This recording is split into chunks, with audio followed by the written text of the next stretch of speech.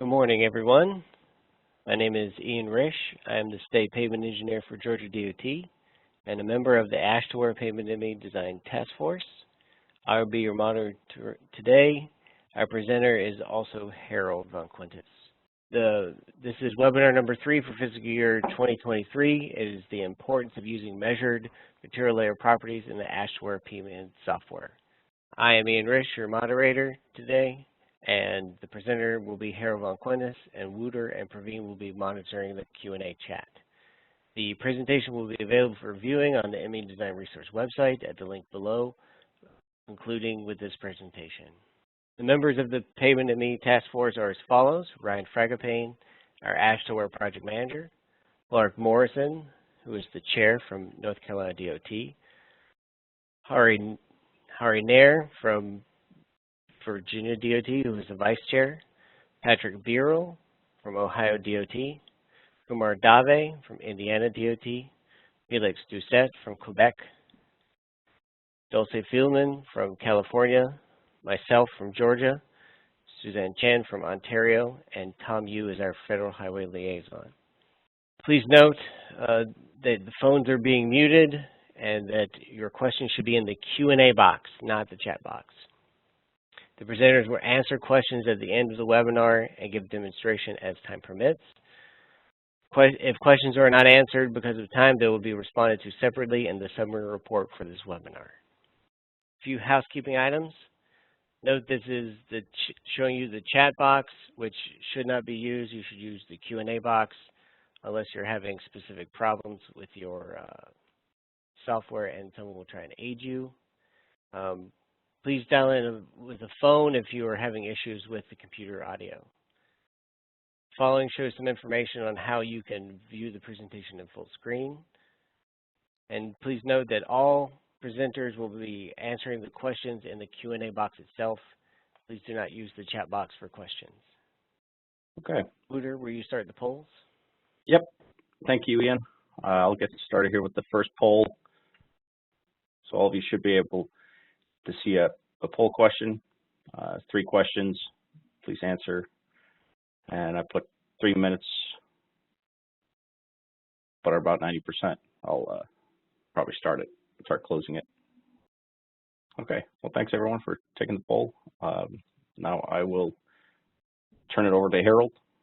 Okay. Thank you, Wouter. Okay. Welcome everyone, or good morning, to the webinar on the importance of material libraries and using the Pavement ME software. This shows some of what we hope the attendees have prior experience with. This is more of a reminder on the screen. This was in the webinar announcement. So we hope everyone is familiar with and have used the Pavement ME software for both new design, flexible and rigid pavements, and then has some experience with the materials testing required to support Pavement ME in the use of design. The one thing I want to mention, I'll mention this a couple of times, but we will list the materials testing methods, and some of the data on what's the outcome for different distresses. We're not going into detail of how you interpret that data for the specific inputs to Pavement ME. That was done in a previous webinar in fiscal year 2022, and I'll mention that a couple times as we go through the webinar itself.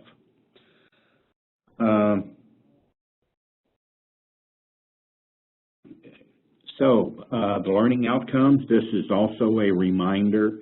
The learning outcomes were included in the webinar announcement that everyone should have received. But basically, there's 2 outcomes. We want to demonstrate the overall impact regarding the residual error between using the defaults, even if those are agency-specific defaults, input level 3 properties, compared to using input level 1 material properties that are measured in the laboratory. The second major outcome is we want to illustrate the impact of using the laboratory-measured, laboratory-derived material and or layer properties for predicting distress. And we'll include examples for asphalt mixtures, Portland cement concrete, and then unbound layers themselves. So the webinar is divided into 5 topics as shown on the screen. I'm going to focus, most of my time will be on topic number 2, the impact of what we call quasi-input level 1 XML libraries and the impact they have on the residual areas for predicting pavement distress. And then we'll have some examples on item 2. But I'm going to start with the introduction. We'll start with the introduction, and I'll note some, and the reason I'm going through some of the basics as part of the introduction, there's some specific items I want to highlight that have to do with some of the definitions and other items regarding input levels 1 through 3. So, as everyone knows, the Mechanistic Empirical Pavement Design Guide has 3 hierarchical input levels. Those are defined in Section 4 of the Manual of Practice. But in basic summary, input level 1 is the inputs are measured directly. In other words, they're either site or project specific for design. Input level 2 is we're estimating those inputs from correlations or using regression equations, but most of those are also based on site-specific or project-specific inputs. Input level 3, as everyone knows, is based on our best estimated or specific default values themselves. So we all know that when we're designing a pavement, the actual materials and mixtures are not commonly available. They're usually not normally available for a pavement design. So does this mean that input level 1 cannot be used during design? Because the contractor has usually not been decided on, and we don't know specifically what materials are going to be used or selected by the contractor for producing and building the pavement. And so that's kind of what's going to be also the focus of this. So we know also during the local calibration process, what we call the best input levels or input data was used to determine the inputs, but not all mixtures and materials can be tested for projects used in design and or calibration. And then specifically for calibration, a lot of the LTPP sites were used. There's a lot of material properties in the LTPP database, but there are some materials and layers that were unavailable for testing or not tested within the LTPP program, and certainly not at the time of construction. So what do we mean by the material libraries and what we call quasi-input level 1 for a pavement design project? So the definition is quasi-input level 1. It's going to basically mean that it is an input parameter that is measured in the laboratory. In other words, it's laboratory derived, expected for the specific project and site conditions for design, but it's not going to represent a specific or the specific material mixture that's going to be produced and placed by the contractor. However, it should represent the properties from a combined set of mixtures that will result in similar performance and is tied back to the agency's material specifications and construction specifications. So a material library for pavement design and calibration really represents a combined test results for similar materials, both designed and built in accordance with the agency guidelines and specifications, and will result in similar performance. So even though it doesn't represent input level 1, the actual material that's going to be produced and placed by the contractor, assuming that the material and layer are being produced and placed in accordance with the agency's material specifications, construction specifications, materials within the library, at least for a specific material, are very similar or provide similar results in terms of test data with similar performance expectations at the end of the design period. So given that,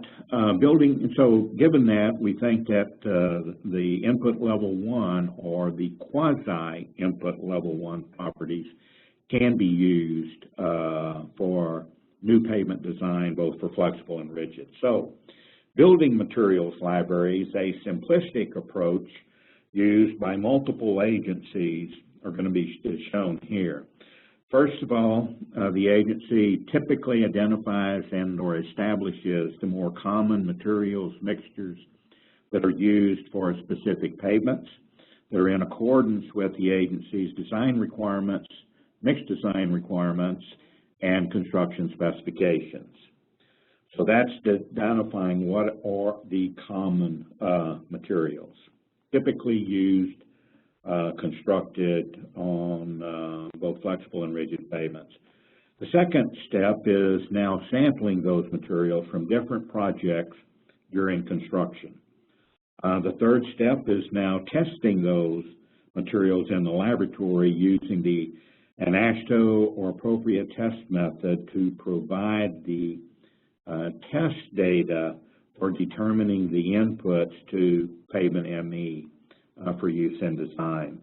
And then the fourth and final step is to completing a clustered analysis to be sure and or identify similar properties that have similar performance.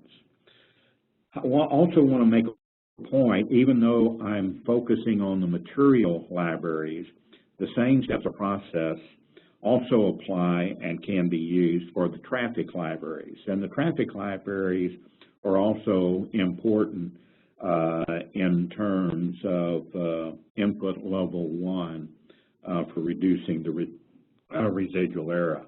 So I just want to make a point that although we're focusing on the materials libraries in this webinar, the same discussion items, the same points will also apply for developing and or establishing the traffic libraries. So what does a material library look like? And I'm going to show some examples. Most of the material libraries are in the form of more of a decision tree format. However, the features and or branches of the tree are and can be agency dependent. So I'm going to go through some examples, some very brief examples of the material libraries for different layers and materials for new pavement design. It can also be for rehabilitation design or used for rehabilitation design itself. This shows an example of an aggregate base or crushed stone base or base for pavement design.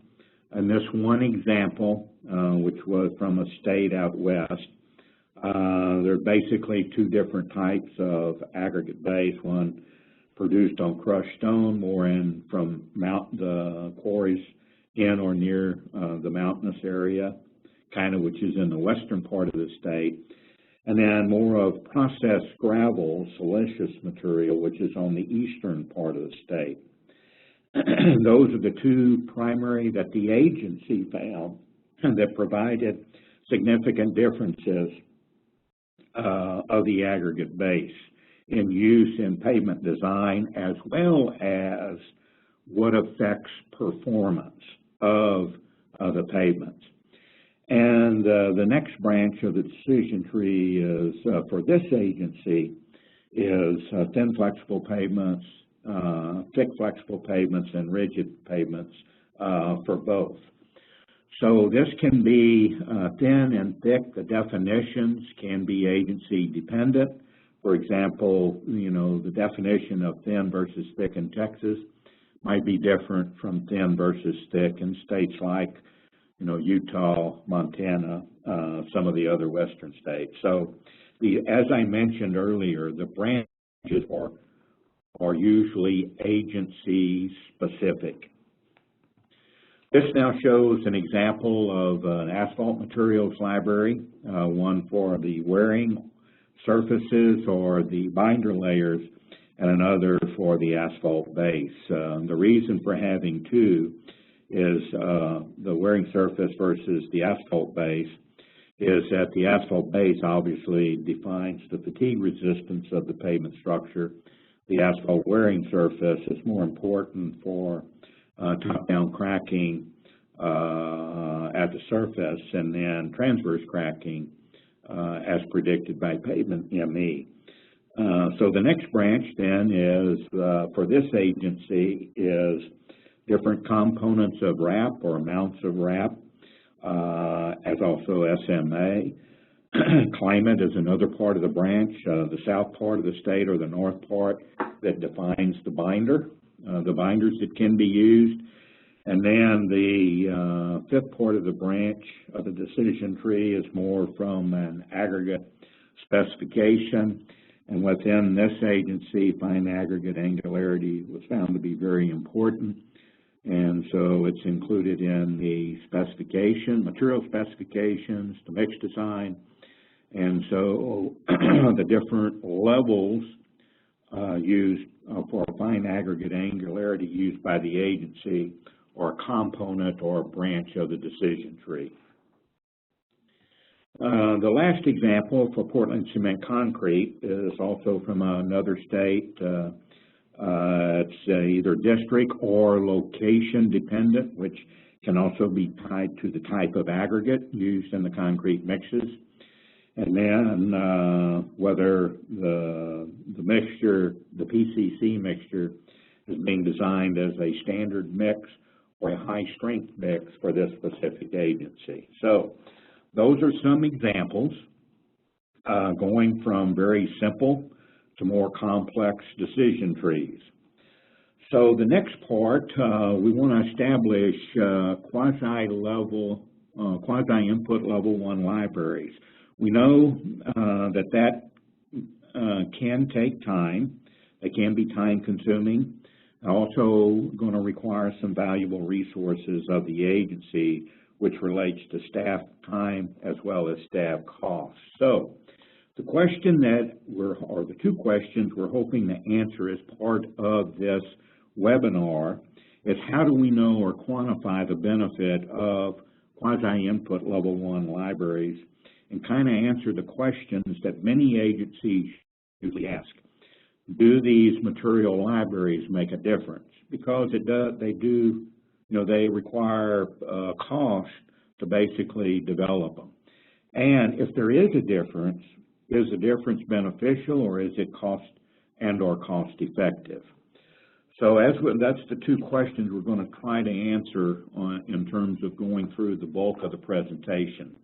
And now we're moving to part 2, or session 2, which is going to demonstrate or illustrate the impact of using quasi-input level 1 XML libraries on the residual errors for the predicted performance as compared to using input level 3 default values established by the agency. So first, to illustrate the impact, we're going to focus on predominantly the residual errors. Some of the examples are from actual agency local calibrations, which are included in the presentation or webinar. They're focused or organized by distress type, and then what test methods or included for that distress type, and then comparing the measured versus predicted distresses for using input level 3 default properties versus quasi-input level 1 material properties from XML libraries that were generated and or developed by the agency itself. Again, what I want to mention, we're going to list the test methods and the data that is produced from those, but we're not going to go through an interpretation, how to interpret that test data to determine the actual inputs. And I'll show that in just a minute. The interpretation of the test data was presented in a previous webinar in fiscal year 2022, and specifically it was webinar 2 on the use of innovative materials for interpreting the layer properties. So with that, our examples, as I said previously, accuracy and or precision is going to be defined by the residual errors and the bias between the predicted and measured pavement distresses for different pavement types for looking at the standard error and bias between quasi-input level 1 versus input level 2 or 3. The data comes from actual agency data for asphalt pavements. This is from a state in the northern part of the U.S. We'll have other examples like for concrete and crushed stone that are from other agencies in the U.S. The XML libraries were prepared that we're using in the examples and were used for calibration by the agency for their more common materials that are produced and placed on their highways. The other item I'd like to make is the ones that we are showing and that follow basically are from some of the better examples. And I'll note that when we get into, I'll come back to that also when we start talking about, let's say, asphalt, and then go through some of the examples on concrete. So these examples are some of the better examples, and so I want to make that note right up front. So we're going to start with rut depth, total rut depth. We're not separating asphalt, rutting in the asphalt layers versus the other unbound layers for like an aggregate base and subgrade. So the comparisons that follow are basically going to be for the total rut depth measured versus predicted.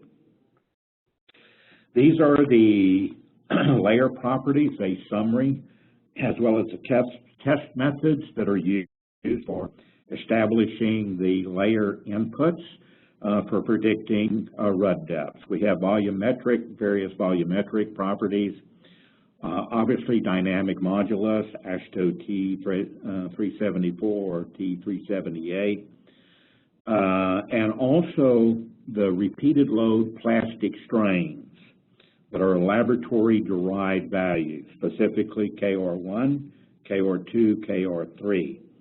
The procedure that is suggested and recommended is from NCHRP 719 that was done years ago, and that's for the asphalt layers. For the unbound layers, for the aggregate bases and subgrade soils, various volumetric properties are required. The resilient modulus, AASHTO T307, and then the plastic strain coefficient, the K1 value, for which there really is no standard. So the K1 value is typically tied to the strength of the unbound layer, either triaxial strength or some other measure of the aggregate base itself, its strength, because we are measuring the resilient and stiffness, but that stiffness is measured by AASHTO T307. Also, I want to make a point. I'll note it again. The plastic strain, the repeated load plastic strain coefficients are determined in accordance with the NCHRP report noted, but it's similar to AASHTO T378, the test procedure. However, confinement and conditioning cycles are required in the procedure for producing KR1, KR2, and KR3. So this is, since some may not be familiar with the repeated load plastic deformation, this is just the end result of different temperatures, and this is 3 different samples, 1 temperature. Typically 3 temperatures are used, although the procedure in the NCHRP report does allow 1 temperature to be used, which is defined as the equivalent rut depth temperature. But this just shows load cycles on the x-axis versus percent plastic strain on the y-axis, and the net result is KR1, KR2, and KR3. And so again, we're not focusing on the interpretation of the data, just what test procedure is used, the outcome of that test procedure and test data are the KR1, KR2, KR3 coefficients for predicting rut depth in the asphalt layer.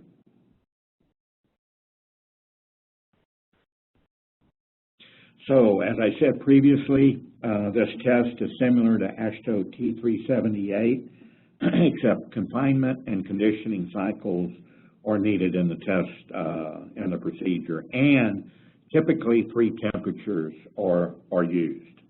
And that's what multiple agencies have used in establishing the XML files, not only for dynamic modulus and some of the other properties, but also the plastic strain coefficients defined on this slide. So, using just standard default values, and I'm of KR1, KR2, and KR3, just the defaults. This is the predicted, the measured rutting, total rutting, versus predicted rutting for the sites that were used in this local calibration study. And the data points are defined by LTPP versus local or non-LTPP test sections.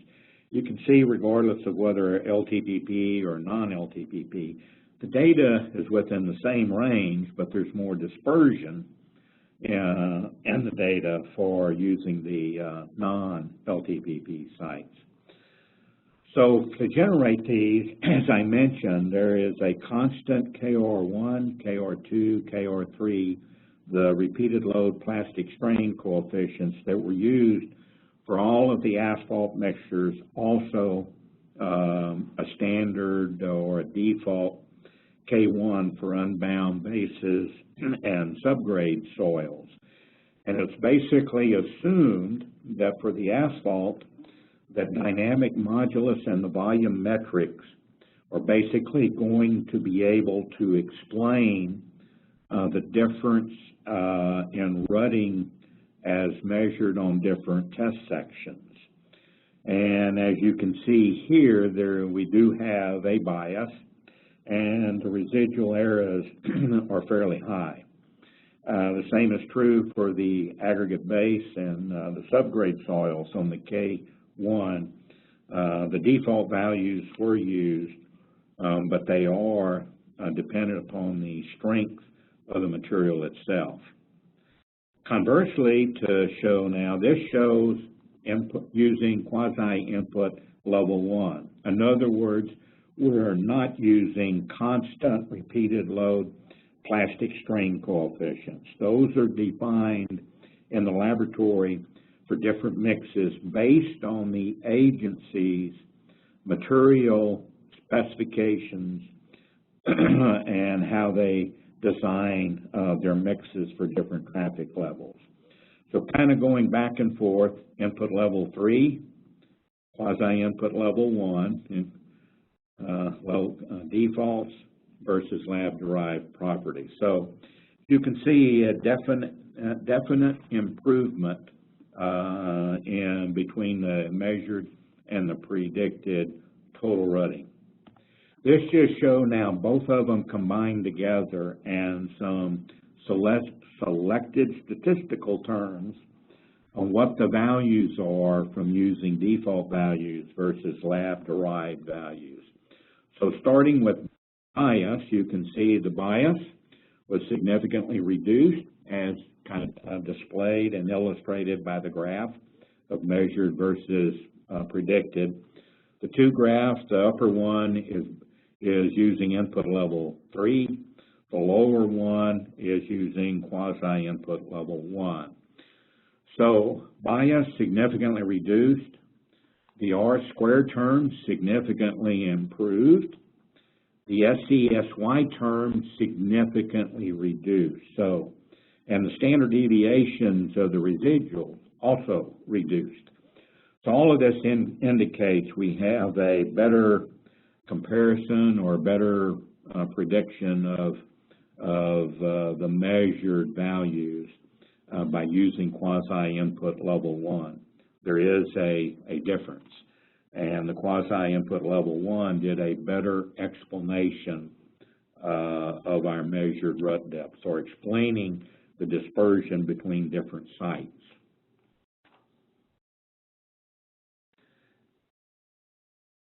Now, what does this do? This, to me, and when I see graphs like this, one of the benefits I see from this is it gives me an increase in my confidence in the Pavement ME software for predicting rutting for use in design. So increases our confidence because we have a better prediction of the actual measured variable.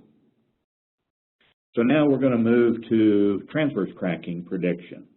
We know we can have transverse cracks both in cold climates, as shown here from one in Michigan, versus hot climates, mild to hot climates, as the example shown here from Arizona. So transverse cracks do occur in both warm or mild to very cold climates. They're not just they do not only just occur in cold climates.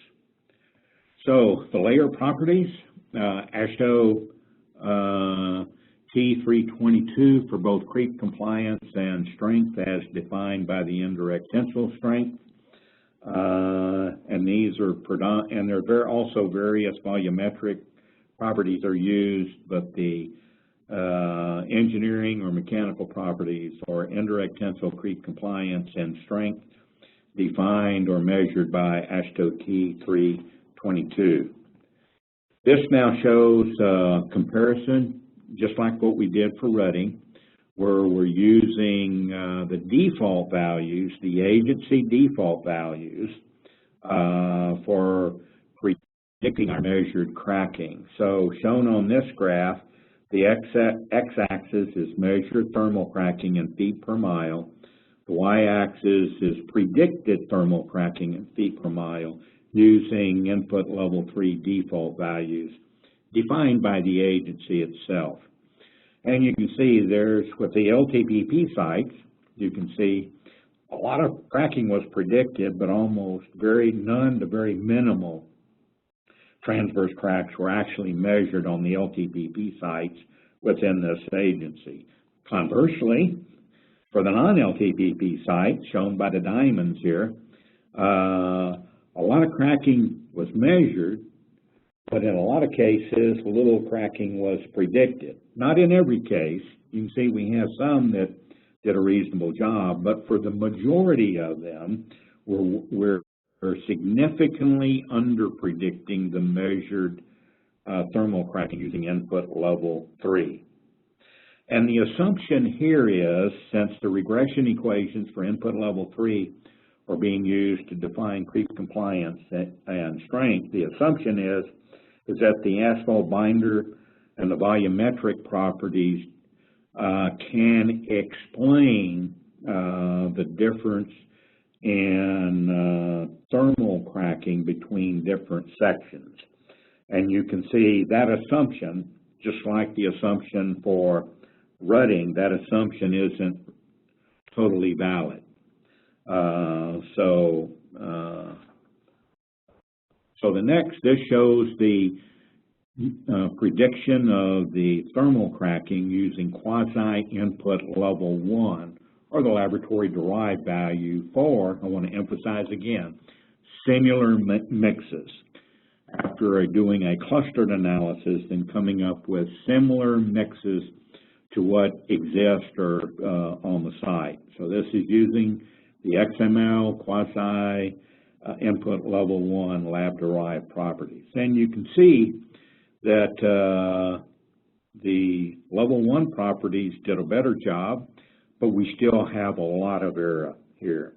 One reason for that error is between the measured and predicted length of transverse cracking is that there are probably other mechanisms that have an impact on the thermal cracking, for example, aging and or shrinkage of the asphalt mixtures, than what's included in Pavement ME for predicting the length of thermal cracks or transverse cracks.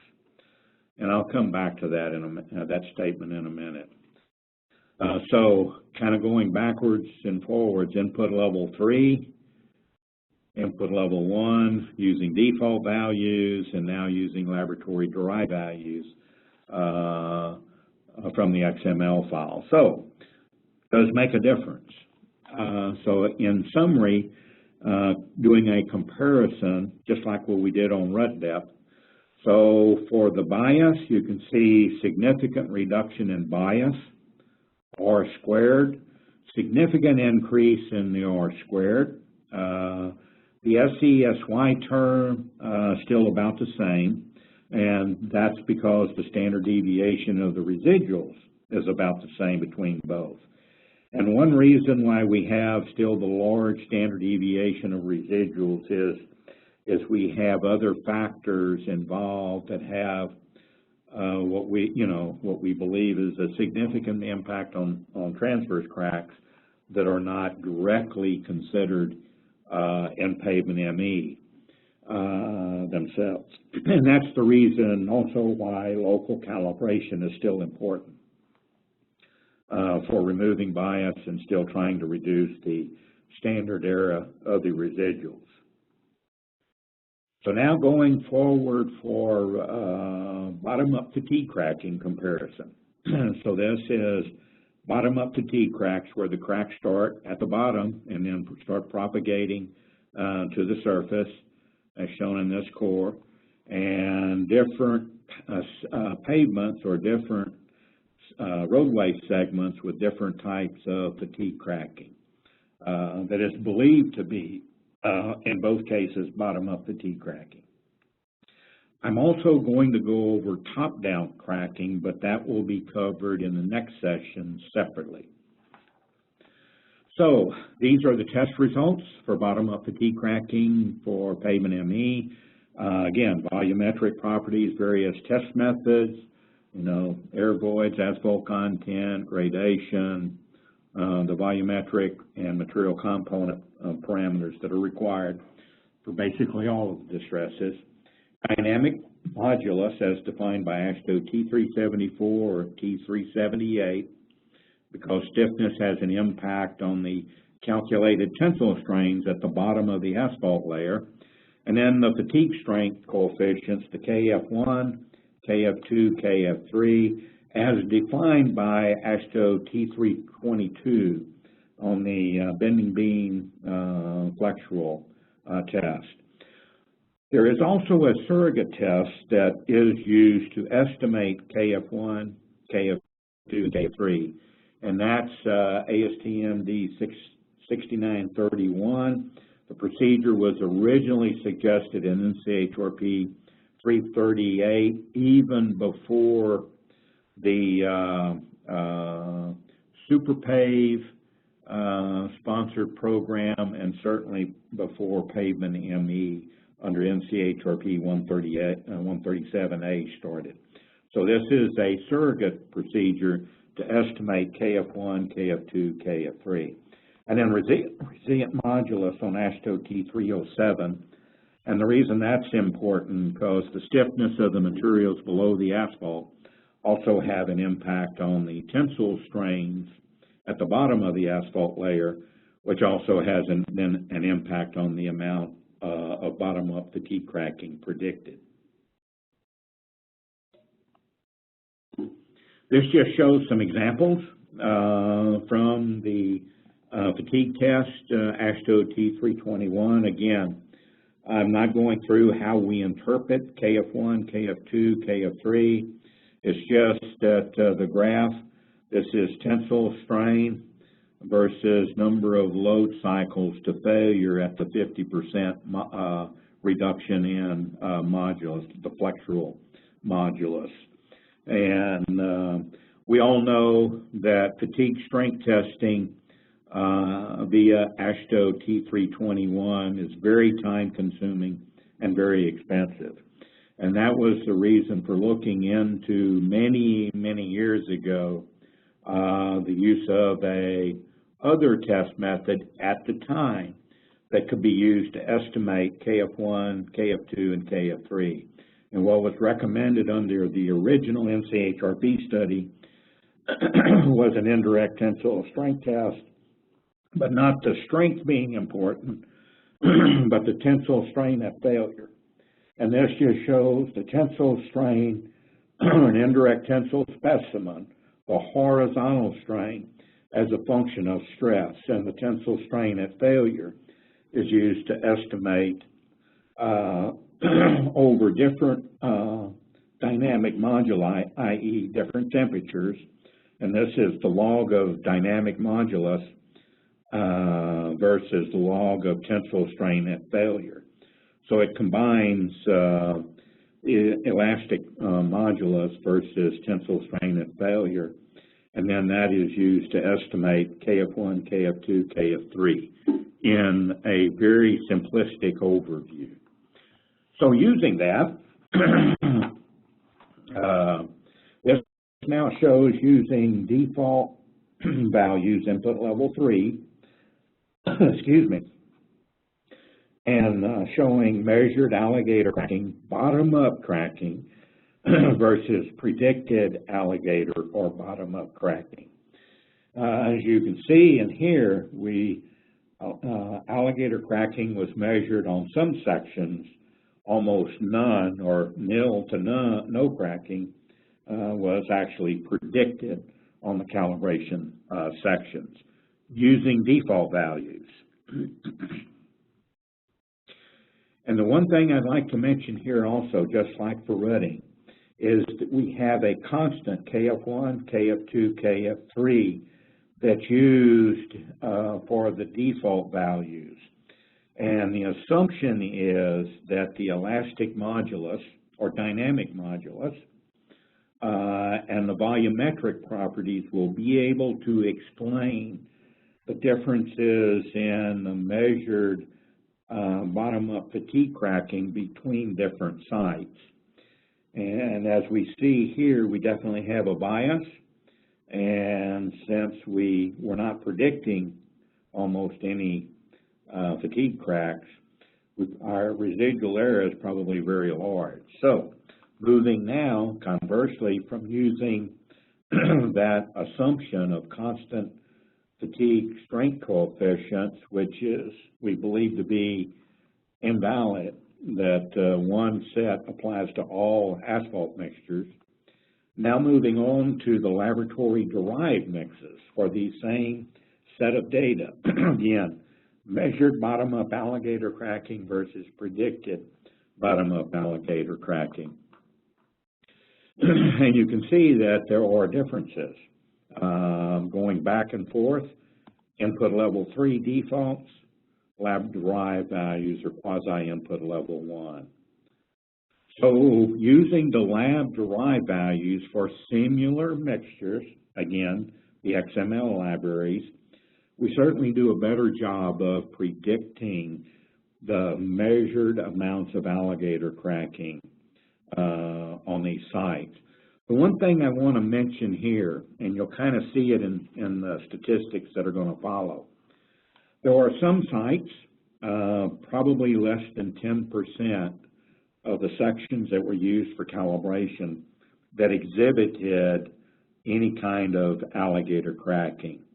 There is a lot of data where almost, none where alligator or bottom-up cracks were measured and then also predicted. So none to a very minor amount of measured cracking represented to the bulk of the data. Probably at least 80% of the data was kind of like 0-0 or close to 0-0. So then the statistics. Here's the same type of thing, the bias. The bias was reduced. I wouldn't say, that it's significantly reduced, and that's because we've got a lot of values at 0-0. The R-squared very much improved, but that's because most of them were 0-0.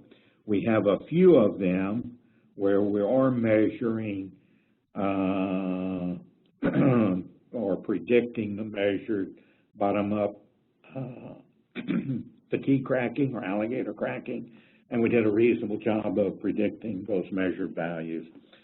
So the R-squared for these sites significantly increased. This is the R-squared of 0.9 is very high for bottom-up fatigue cracking. Normally this is around like 0.65, somewhere between 0.5 and 0.6 or so.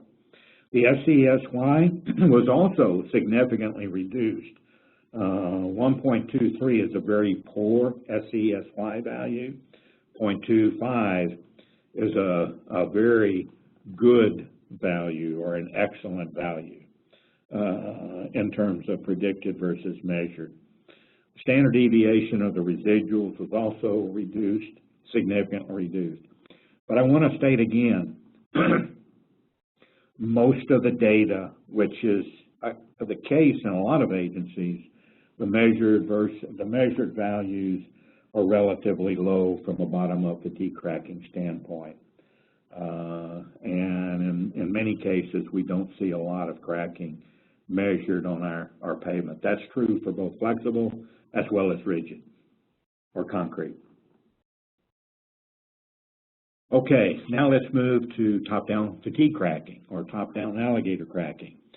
And we know in a lot of cases, or I shouldn't say a lot, some cases we do have confirmed by cores top-down cracking. Cracking starts at the surface and then is propagating downward. Two totally different projects, different thicknesses, different types of base support, but we have cracks starting at the surface and propagating downward through the pavement. So this shows, again, the test results. For the asphalt layers, the top-down fatigue cracking, again, volumetric properties or the various volumetric properties are important. Dynamic modulus is the primary input, AASHTO T374 or T378 is used to measure dynamic modulus. There is a relaxation modulus, master curve that's used, and also that I do not show here, an elastic modulus that's calculated from the dynamic modulus test procedure or test data or from the master curve for top-down cracking. So the relaxation master curve conversion and then determining, quote, an elastic modulus for a specific mixture at a specific site condition have an impact on top-down cracking. Also, the type of traffic has a much more impact on top-down cracking than bottom-up cracking. So in terms of a material property, I do not show it here, but traffic is more has a more pronounced effect on top-down cracking than bottom-up cracking. And by that I mean single wheels versus dual wheels, tire pressure, that type of thing, even though we typically use a constant tire pressure. And a lot of our spacing of the duals are constant across the board. So what's the difference? So here I'm just going to move directly to what we see in terms of the statistics. The curve, you know, on the right, upper right, this is measured top-down alligator cracking versus predicted top-down alligator cracking for input level 3 default values.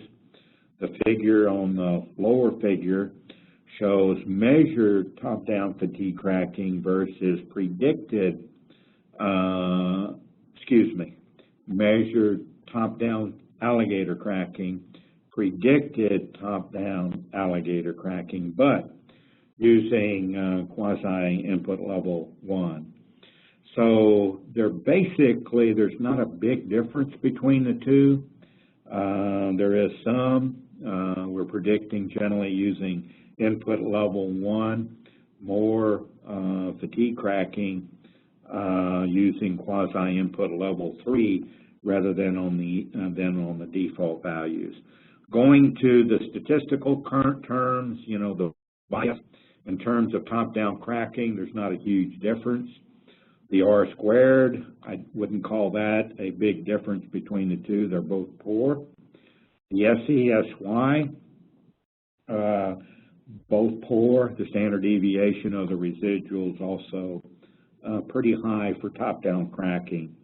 So for top-down cracking, the use of quasi-input level 1 didn't have a significant impact on the going to quasi-input level 1 versus the use of input level 3 default values. And again, I think one of the reasons why is top-down cracking is more related, has a bigger impact from traffic, at least at the surface. And then we know aging can be important. Aging is considered to be the same relative to the layer properties, default versus lab-derived properties. And then the calculation is basically the same for the relaxation master curve versus and the elastic modulus from the dynamic modulus master curve between input level 3 versus input level 1.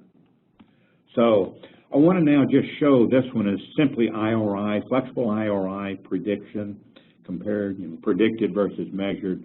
The upper right shows the measured IRI using input level 3 versus predicted using default values.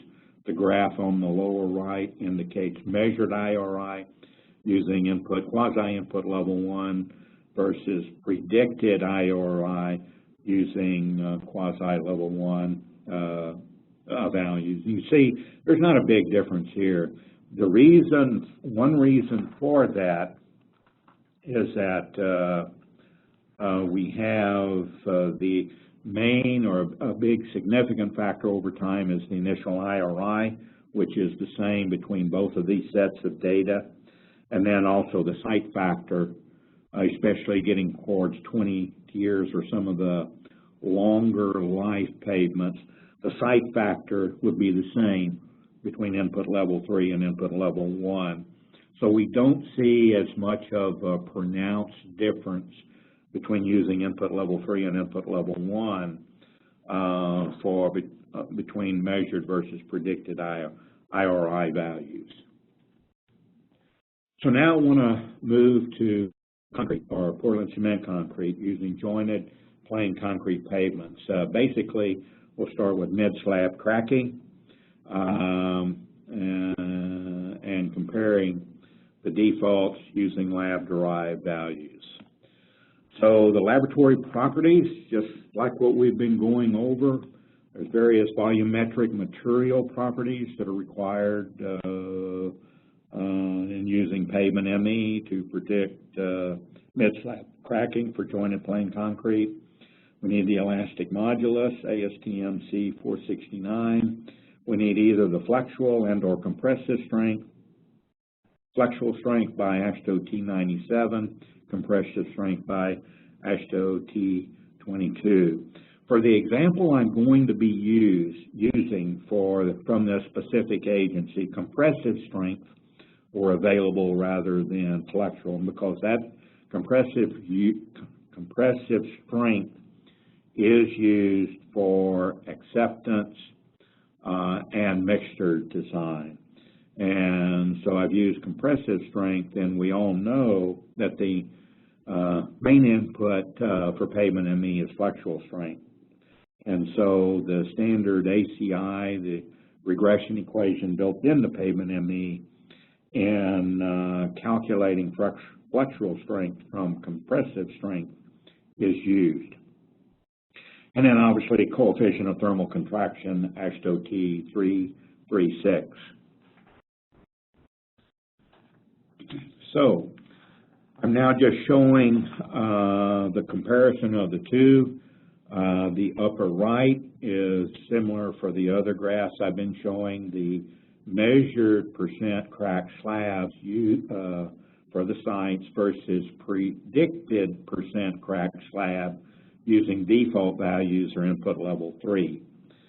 The lower right is the measured percent cracked slab versus predicted percent cracked using quasi-input level 1. Not a huge difference between the two. I would say there is a difference, but difference I wouldn't necessarily say it's statistically significant. And looking at the bias, you can see the bias, a little reduction, not much. R squared, slightly increased, but not much. SESY, a reduction, 0.5 is good. Some would consider 0.6 maybe moderate or so from an accuracy standpoint. And so a little bit better, but not, I don't consider this a significant improvement. And then standard deviation of the residuals, a little bit better for the lab-derived properties. One of the reasons I think that, or a couple of the reasons why for some of the concrete we don't see as much of a big difference between defaults and lab-derived values is because the lab-derived values are basically, or historically have always been available from a mixed design standpoint for looking at what's the differences between different mixtures around an agency or across an agency. Compressive strength, flexural strength, and sometimes elastic moduli are typically used in mixed design and sometimes can be used for acceptance. The plastic strain coefficients for asphalt, the flexural or fatigue strength coefficients for asphalt have almost never been used on a day-to-day construction basis. So there's much less data on those, and so we've typically used default values, and those we know are mixed dependent. So we know flexural strength and elastic modulus, compressive strength, elastic modulus are also mixture dependent, but there's a lot more data over time that has been available. So in many cases, we're already using lab-derived values to begin with, rather than just default values. So I think at least for this agency, that's one of the reasons why I didn't see a significant difference between the defaults and the lab, because the default values basically already represent the lab-derived values in most cases, not all, but in most cases. Okay, moving on to faulting now of jointed plain concrete pavements. These are, that are used in Pavement ME, the elastic modulus, STMC 497, coefficient of thermal contraction, AASHTO T 336, resilient modulus of the underlying base materials or the foundation, AASHTO T 307, and then obviously if we have an asphalt base, AASHTO T, I think it was 378 for dynamic modulus of the asphalt layers under a concrete pavement. This now just shows a comparison, as I noted on the for the others. Again, we see not a real significant improvement between using default versus quasi-input level 1. The bias, a little bit larger bias for the lab-derived values, but it's more equal to the line of equality rather than the line of the trend line between all the data is different from the line of equality. The R squared, a little bit better, but not significant.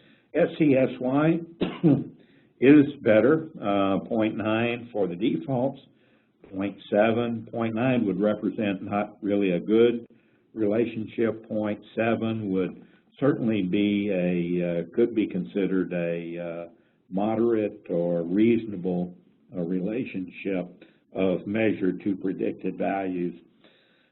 Standard deviation of the residuals still a little bit higher for the lab-derived values. So some improvement, I would say not a significant improvement. This just shows now the IRI, just like it did for the flexible, kind of, for rigid pavements, the bias. Certainly a reduction of the bias. R squared, a little bit better, not much. SCSY, in this case, maybe a little worse, 0.56 versus 0.69. And then standard deviation of the residuals a little bit higher. But this is before calibration, so for both default as well as lab derived. So not a significant decrease, not a significant increase for IRI. For some of the same reasons that I gave for flexible pavements, the initial IRI as well as the site factor. Okay, now let's move our attention to the examples.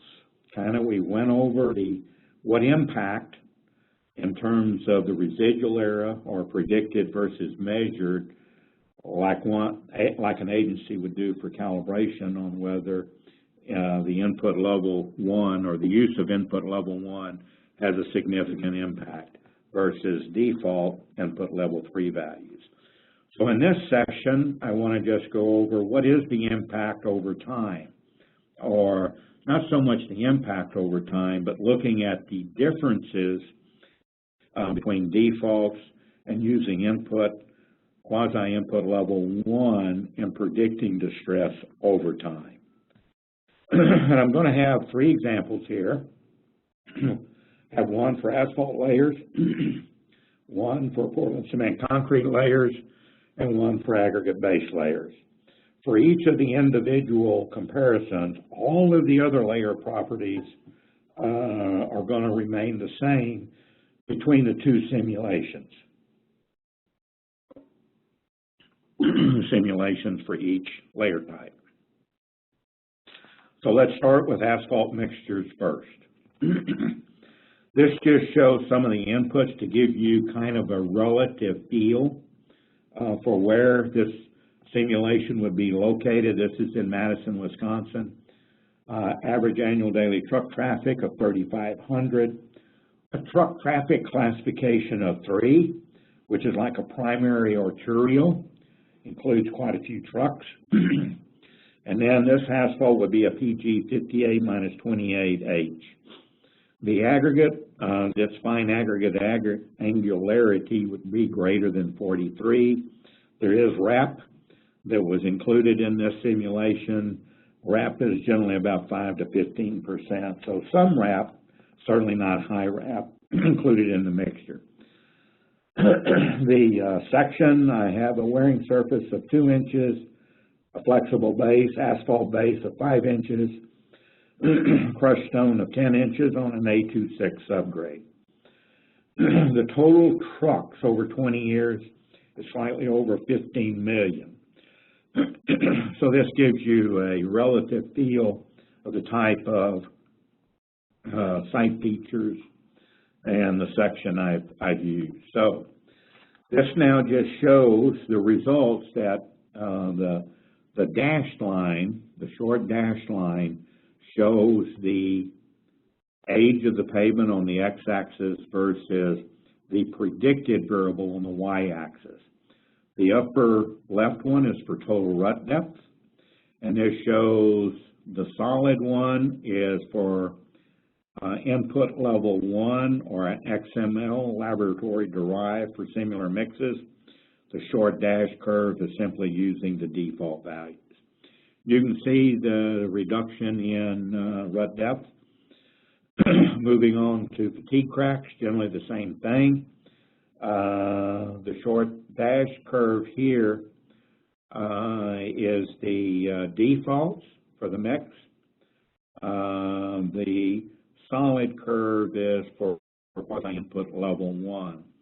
So using the XML, we're predicting more fatigue cracks than for the default values. The lower left is for transverse cracks, and you can see, similar to fatigue cracks, the short dashed default values, input level 3, we're predicting less transverse cracks, let's say within 10 years. This is 10 years. Out here is 20 years. And we're predicting a lot more cracking for using input level 1, the quasi-input level. There could be other XML libraries where the reverse will be the case. With input level 1, we will be predicting less cracking as compared to input level 3. So for this case, with RAP, for the specific location traffic, we're predicting more cracking but less rutting, which kind of makes sense over time. On the far right, lower right, this is top-down fatigue cracks. Not a big difference between defaults and input level 1 or the lab-derived XML library file, which is what the previous graph showed. Now let's move our attention to Portland cement concrete. This is a location in Phoenix, Arizona, kind of out in the west part of Phoenix. Traffic, just like for the asphalt, pretty, higher traffic classification of 3. So it's a primary arterial. Aggregate type for concrete is a limestone bend using the standard strength mix. JPC slab thickness of 9, crushed stone base of 6 over an A27 subgrade. Again, almost 14 million trucks over a 20-year design period. This shows the PCC strength relationship was used. As an example, this doesn't apply to 9 inches, which I used in the example, but I wanted to show it and it kind of explain the difference between 28-day compressive strength, as shown on the x-axis, versus 28-day elastic modulus on the y-axis. We have a set of data that's measured, could be from the XML library, or used to create the XML library. And then we have this dark, in which we show a dashed line, which is more of a trend line for all of the compressive strength versus elastic modulus data.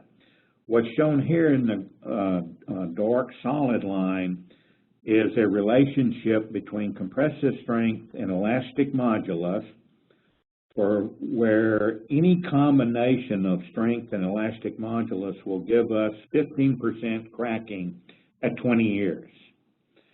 So this is usually helps establish the XML library where you have a different relationship or potential relationship from the actual measured data and what pavement ME will have with equivalent or similar performance. So what does this mean?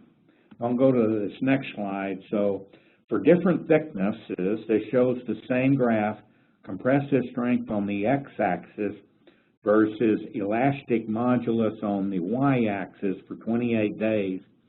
The solid curve is for 10 inches. The longer dash curve is for 9 inches. The short dash curve is for 8 inches. And these are all for 20 years of a design period.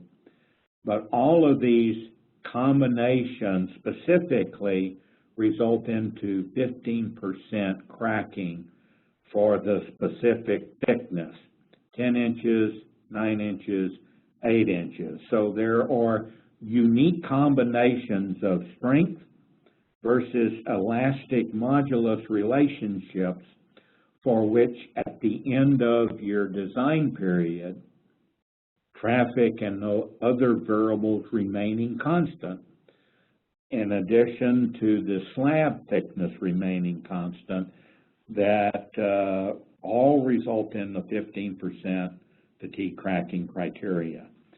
This becomes very useful in setting up the material libraries for PCC mixtures and defining what mixtures are going to result in significantly different performance or different cracking for different layer thicknesses. So for the example, we'll go back to this graph now, similar to the one that I previously showed. So what I used is, this is the cluster that ended up being the cluster that was used in the example. Because basically this curve is for 8.5 inches, and basically this cluster is very close and parallel to the 8-inch curve. So values around this relationship here would all give us the same cracking at the end of 20 years in doing the clustered analysis. Even though the trend line would appear to connect all these data, then we probably get a good R-squared, probably a fairly low SESY term. You would not want to use this relationship and consider it a cluster because they would not result in equivalent performance at the end of the design period. So this cluster was used, which is about, I think what I used was about 6,300 28-day compressive strengths versus about 4,400,000 an elastic modulus of a 28-day elastic modulus for the concrete. So given that, this now shows using the defaults, the agency defaults versus the lab-derived values for that cluster in the previous graph. As you can see, the upper right, the faulting, basically no difference.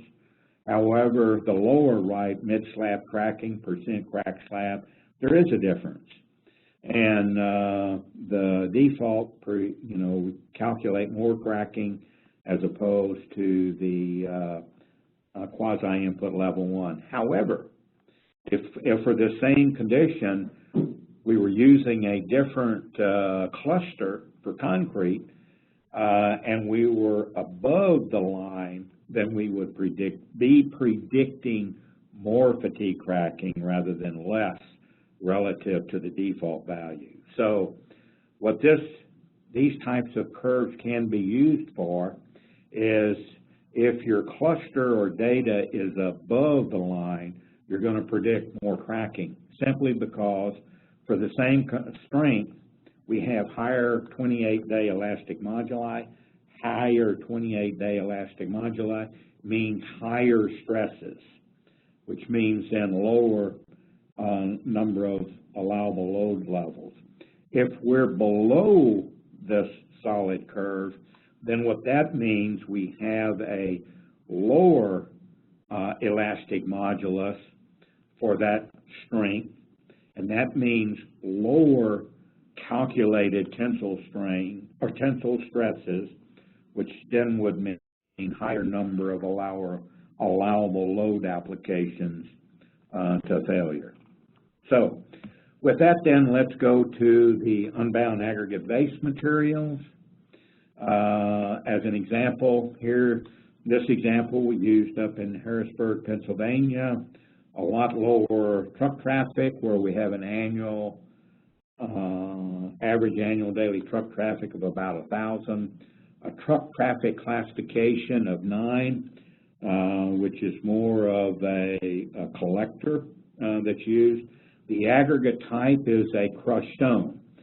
So for the asphalt, we're using 3.5 inches of an asphalt, basically a PG 76 minus 22, crushed stone of 8, stabilized soil, that's an A26, and then an A6 subgrade lower layer. In this, we have about a little over about 4.6 million trucks over the design life of 20 years. This shows the resilient modulus for the specific, let's say, for quote, the specific quarry or type of crushed stone that was used. It's in the XML library. So material, crushed stone, produced and placed in accordance with the agency's construction specification or a material specification. This would be the relationship between bulk stress and resilient modulus measured in the laboratory for this crushed stone or similar types of crushed stone. And we know that pavement structures, we're using a thinner pavement. So a thinner pavement, we have higher bulk stresses. So we'll have a higher resilient modulus as compared to if we were using a thicker pavement, you know, a thicker asphalt. That means lower bulk stresses in the aggregate base, and so that would mean a lower resilient modulus in the base. Regarding stress sensitivity, so most agencies use a standard aggregate base material, resilient modulus, irrespective of the thickness that's used, or the pavement structure thickness above it. That stress sensitivity and structure is considered in this case of defaults versus input level 1. So if we look at bottom-up fatigue cracks, upper right, we have age from 0 to 20 years. Bottom-up fatigue alligator cracking on the y-axis, and you can see input level 3, the defaults, has much more fatigue cracking predicted because the default value selected is usually in the neighborhood of about 25,000 psi, and it's independent of pavement structure. Compared to using quasi-input level 1 for this similar crushed stone, it has a lot higher resilient modulus above 40,000 psi, so it's going to predict less cracking.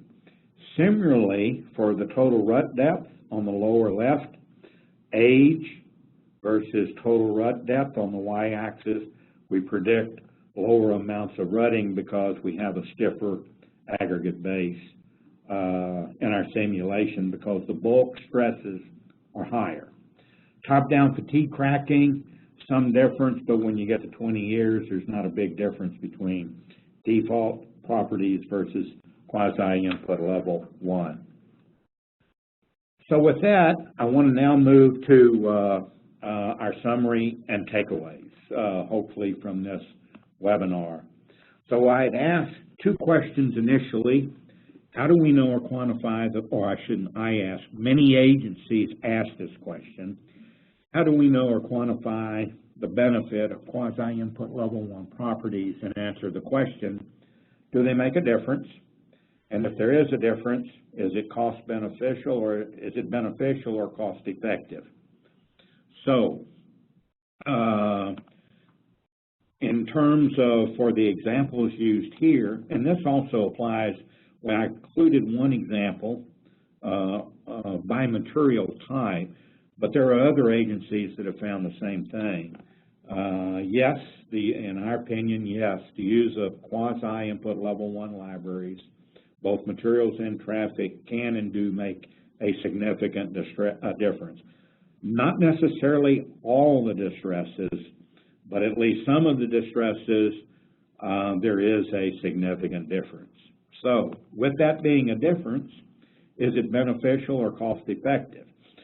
We didn't really answer the difference regarding cost, but the difference was positive because the bias and the standard errors for more than one distress type were reduced, and I would say significantly reduced. So, is it cost effective? I would say yes, it is, but we haven't shown that data in this webinar. What we have shown, at least to me, if I was a designer, which I have done a lot of designs over my career, this would boost my confidence, increase my confidence in using those libraries, so that I feel that I have an increased confidence that my predicted distress values are going to be within the range of the measured values. In other words, what's going to happen over time. So the use of quasi-input level 1 can and does reduce the bias, the average of the residual errors, and standard deviation of the residuals. That was shown for more than one types of distress. The XML libraries have been created, or most of them that I'm aware of, have been created using a clustered analysis because not every mix can be tested at the same time regarding aging, and not all mixtures are created or produced equal.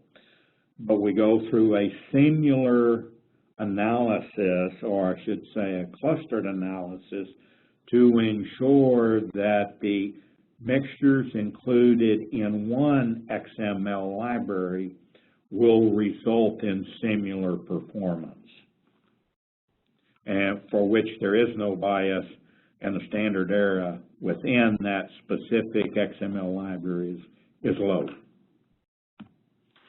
Next one, asphalt aging. We know aging is important. Most XML libraries were created or have been created using short-term aging in the laboratory. We all know some of the distresses, like transverse cracking, can be heavily influenced by long-term aging. Long-term aging is considered and adjusted in Pavement ME through the calibration factor. Our assumption is short-term aging and long-term aging are proportional, and that long-term aging can be estimated through short-term aging. But that does include some of the, increases some of the error, and that's why I think some of our distresses that are more dependent on long-term conditions, that's why the standard errors are typically larger. Has to do with the aging. But aging is taken account for through the calibration factor. Aggregate basis, stress sensitivity, and the strength of the base are important, and they have an effect, can have an effect on pavement distress. And that can be accounted through the quasi-input level 1 by the use of stress sensitivity, at least in design through a, I'm going to call it more a categorical XML library, where we're looking at different types of pavement structural thicknesses.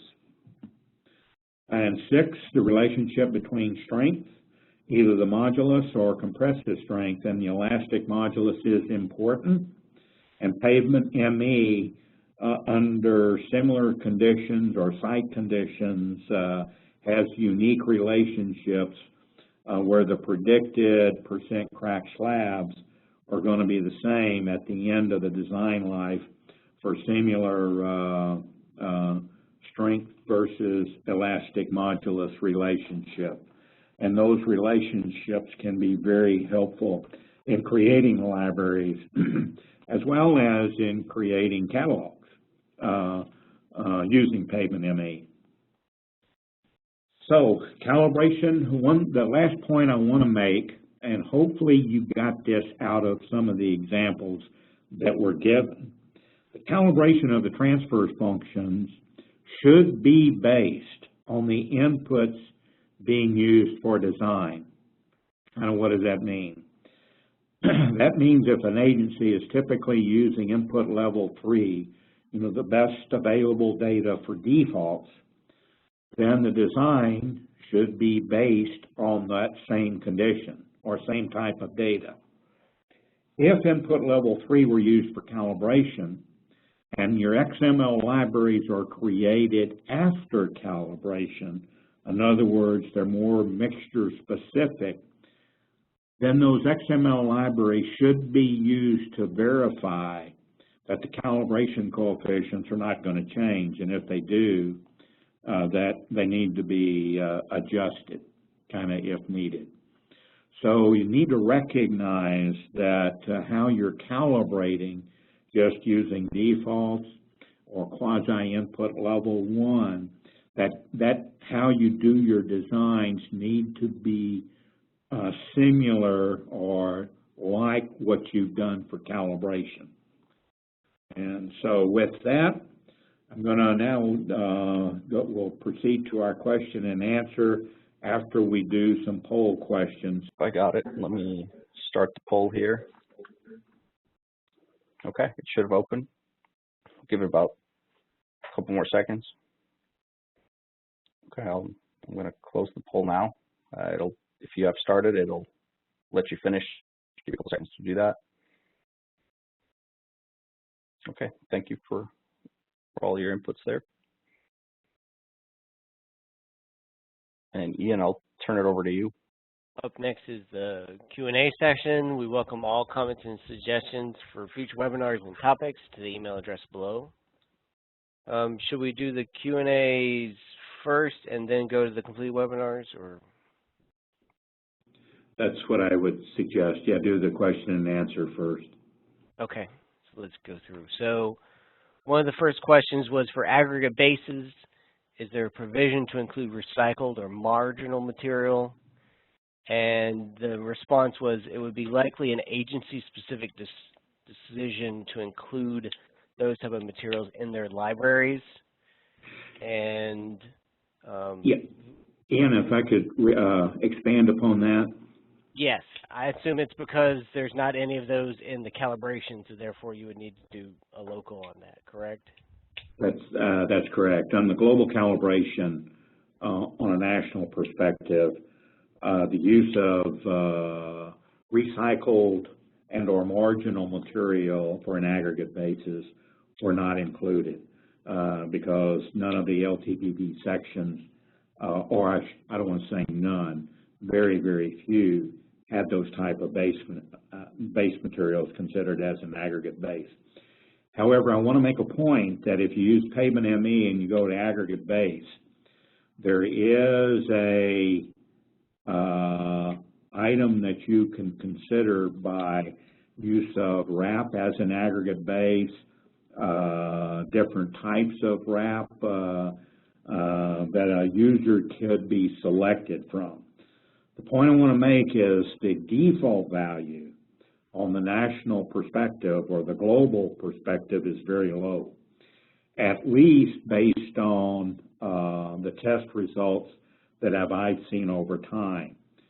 So an agency could come in and define their own default value for these types of base materials and use that in Pavement ME. But I would suggest and recommend that the agency or whoever is doing it verify that the default values are, in terms of predicted versus measured distresses will not cause a significant bias.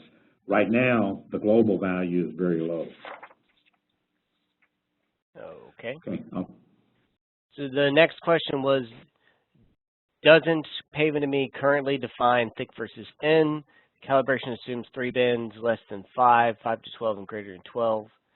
The response said it does define thick versus thin for fatigue cracking perspective, which was determined during the most recent global calibration, and that the thickness may not match how agencies determine the pavements, whether or not they're thick or thin for their design procedures.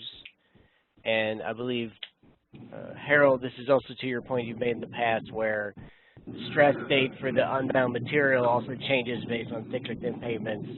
So when you were talking about your material library, you may have different values for those spaces based on the thickness of the pavement itself in your design. That's correct. What I was referring to in thin and thick in the presentation, that was regarding the stress sensitivity of the crushed stone materials. I think what Justin is referring to here is the 3 bins for the asphalt thickness. That has to do with the fatigue coefficients themselves and the calibration coefficients themselves, which is not directly related to the stiffness of the crushed stone. Gotcha. And then there was a general question about the presentation, and yes, the presentation will be available on the Pavement ME Design website once it is concluded, and a report with all the Q&A will also be provided. What is the limit for 2,000 feet per mile in PMED? The limit is based on the model assumptions, and it comes out to about 1 crack every 30 feet. Is there anything else that we need to discuss related to that question? Yeah, we're talking about what, or is there a limit on the 2,000 feet per mile in PMED? That's one you're at, right? Yes, correct.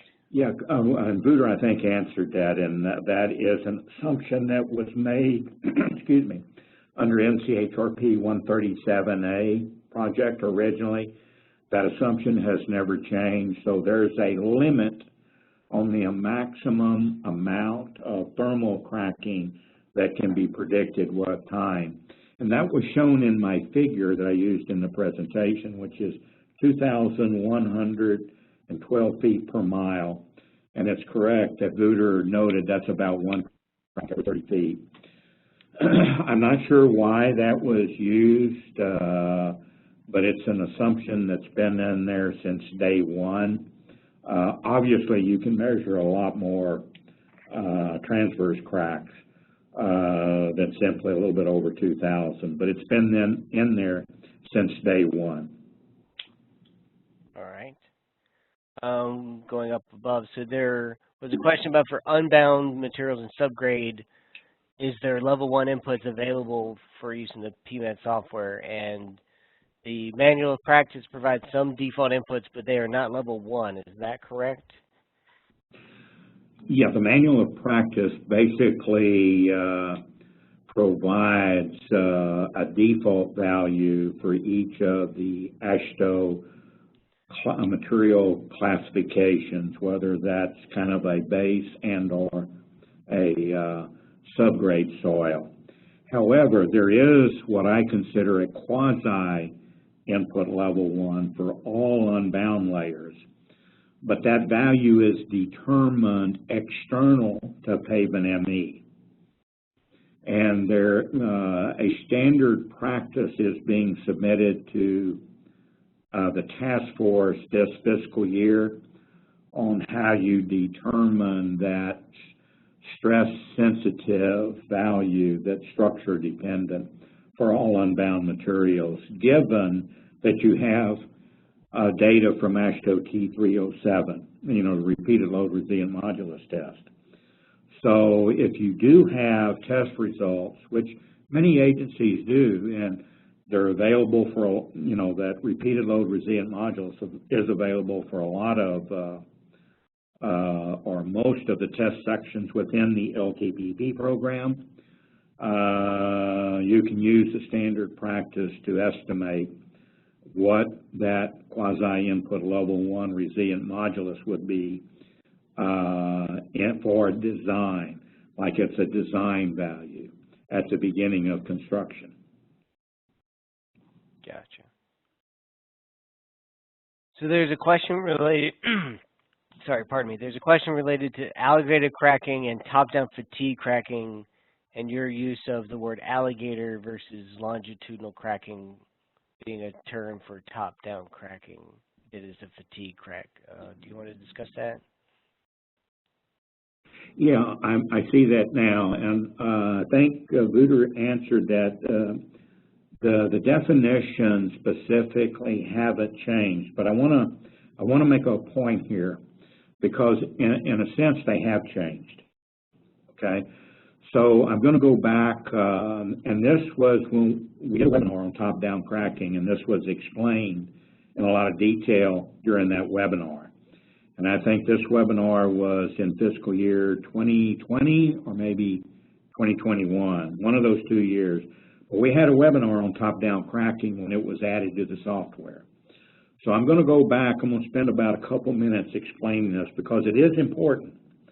When NCHRP was first released under the software was first released under the 137A project, and Astorware took it all over, top-down cracking was assumed to be longitudinal cracking.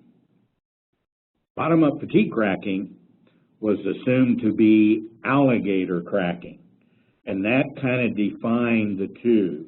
And it was assumed that when you see in a longitudinal crack, that always began at the surface. When you had the traditional alligator cracking, that always assumed to start at the bottom. That is incorrect. And we've taken a lot of cores over time, cored over cracks, to see where those cracks begin. Alligator cracks can initiate at the surface. They can also initiate at the bottom. When you see longitudinal cracking starting to occur at the surface of the mix, those could be initiated at the surface. Those could also be initiated at the bottom of the asphalt layer, the lower layer. So we changed, we're I don't want to say redefining, changed, but alligator cracking refers to both top-down and bottom-up cracking. Longitudinal cracking can refer to both bottom-up and top-down cracking. Because if you look in the LTPP database and you track longitudinal cracks, in many cases those end up being alligator cracking. In fact, that's why if you look at the measurement era for alligator cracking and longitudinal cracking, that's why the measurement eras for cracking are large, because some distress observers, documenting the distress that exists on the surface, one time they call it longitudinal crack, another time they call it alligator cracks, because the longitudinal cracks typically are eventually going to be changed to alligator cracking in the wheel path. And so right now in the current version of Pavement ME, I think that started with version 2.6 and version 3, top-down and bottom-up cracking can be alligator cracks. And so going to the webinar where we presented top-down cracking, there is a procedure, or I don't want to say a procedure, but there's a suggested method to segregate top-down versus bottom-up cracking, top-down versus bottom-up cracking. So both of those have been confirmed by coring, not just taking visual observations at the surface, but by looking at the surface and then taking cores and defining where did that crack initiate from. And so I follow that method for categorizing top-down versus bottom-up cracking when we're doing calibration and trying to separate top-down and bottom-up. But it's always kind of, it's a user, you know, there's additional error there. And so that's why, because we always don't do cores on pavements for every site, especially if it's going to be used for calibration. And that's one of the reasons why the error is a lot higher for when we start talking about fatigue cracking versus some of the other distresses. Gotcha. There was a question about the predicted reliability of being 50% at some of your later sessions with the multiple graphs on one screen with the different distresses. Yeah, the 50% reliability, I use 50% reliability, and I should have noted that in the presentation. I don't think I did. For comparing, you know, the predicted values, the ones I showed for calibration, as well as in the examples, just the cracking and rutting and faulting over time, those were all done at a 50% reliability. Okay. And then there was a follow-up question about how will level 1 versus level 3 impact the reliability for the design? Okay, how they're being considered in reliability? I guess so. Okay.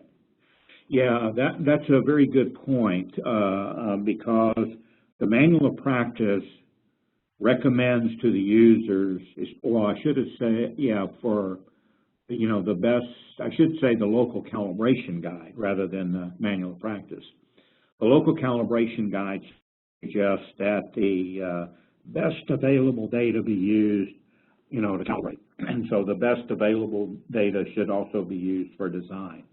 But I want to come back to the point I made for summary takeaway number 7 and what we showed in the examples. If you use input level 3 versus, that's default, versus quasi input level 1, you may see differences.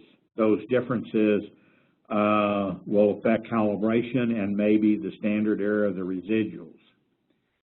If they affect the standard deviation of the residuals, they're going to affect the reliability calculations.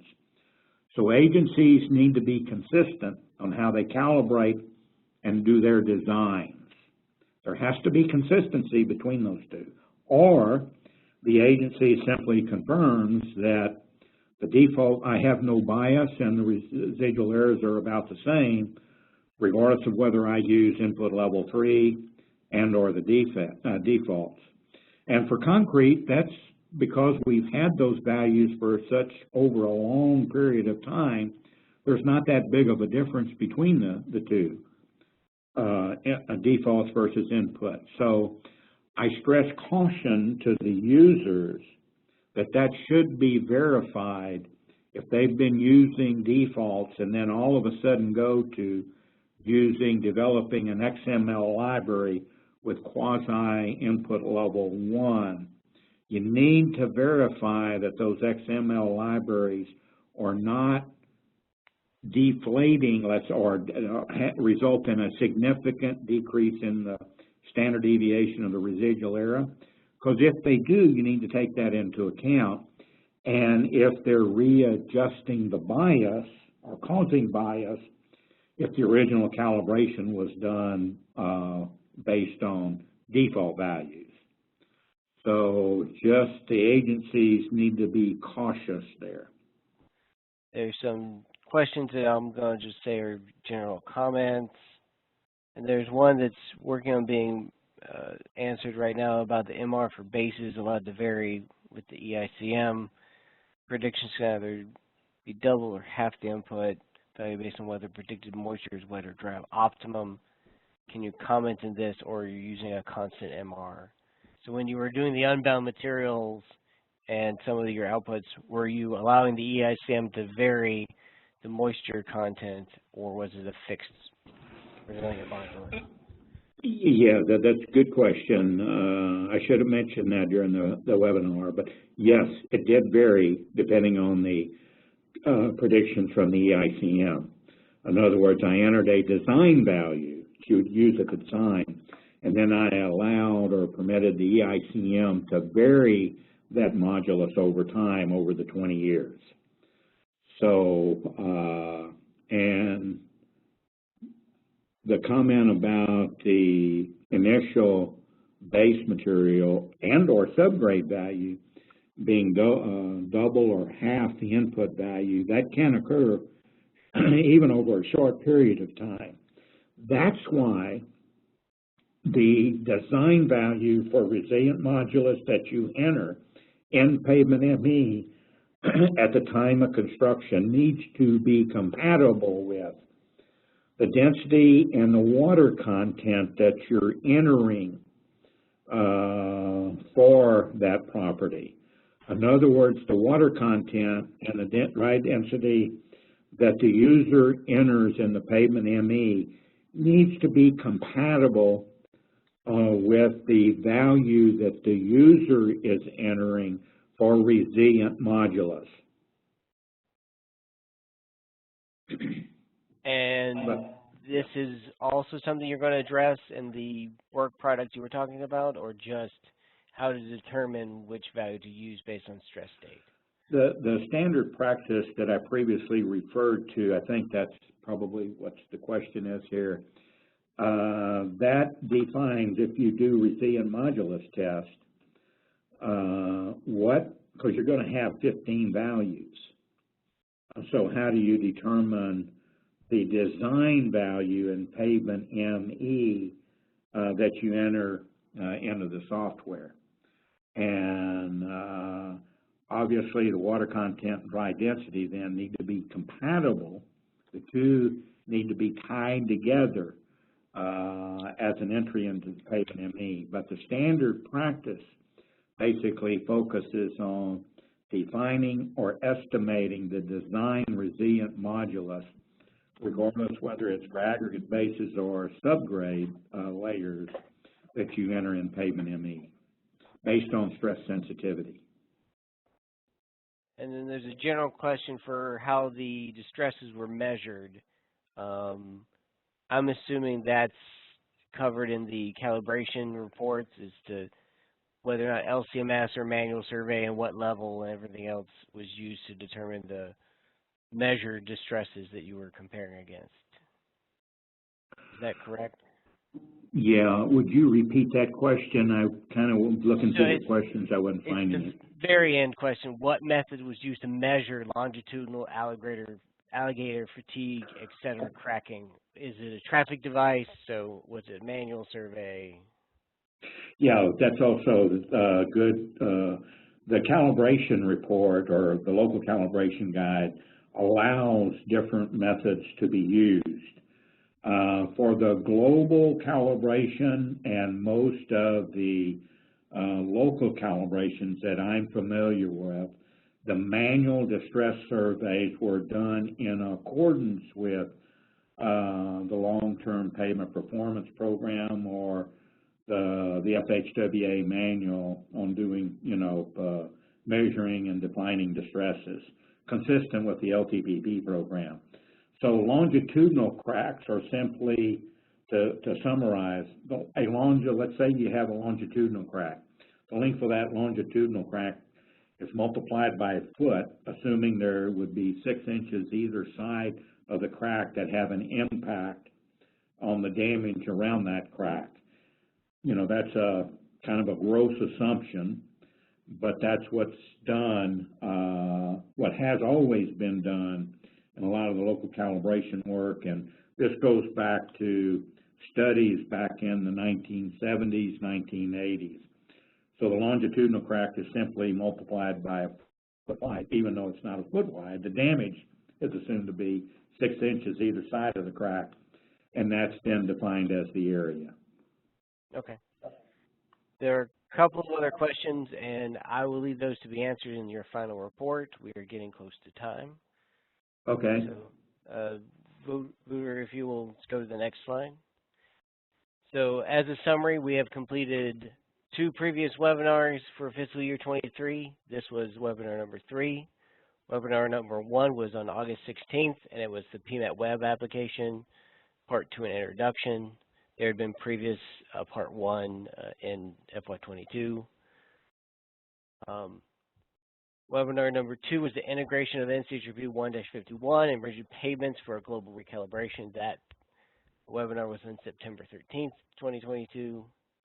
And as always, the slides, Q&A, recordings, and everything else for each of these webinars can be found at the ME Design website in the webinar section.